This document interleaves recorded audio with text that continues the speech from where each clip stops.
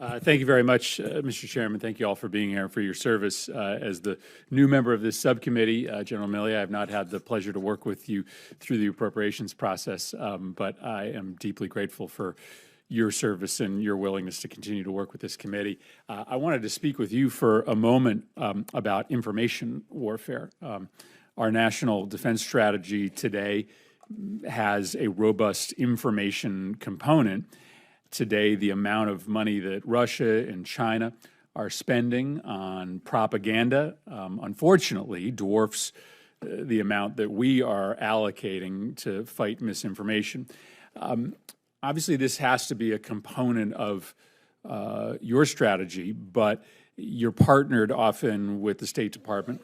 There are certain things you can do that the State Department cannot. For instance, the Global Engagement Center at the State Department funds not-for-profits and fact-checkers on China and Russia's periphery that are trying to set the record straight.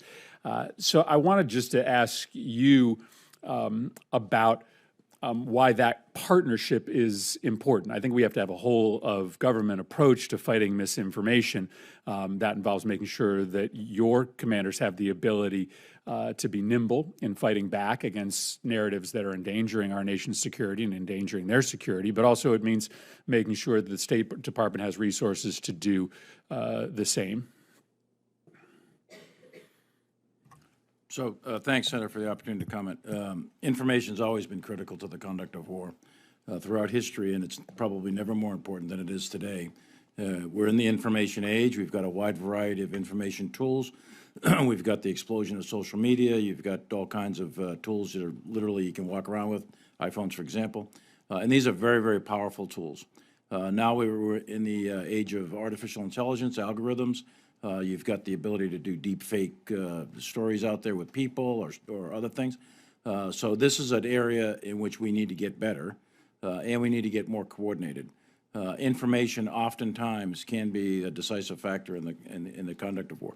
We've got a lot of really good programs inside the military, and we know that we work well with intelligence agencies, for example, and the State Department. But this effort needs to be more coordinated and I think advanced to a greater level, given the capabilities of not only Russia but China.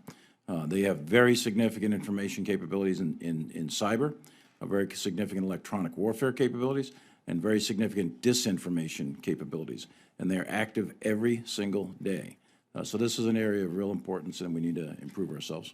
Well, thank you for challenging this committee to step up on that effort.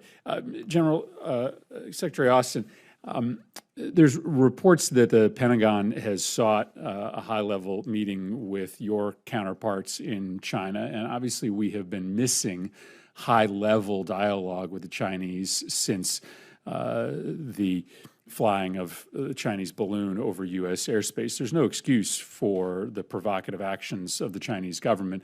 But at the same time, it's not good when we're not talking to each other at a high level. And so my question is this.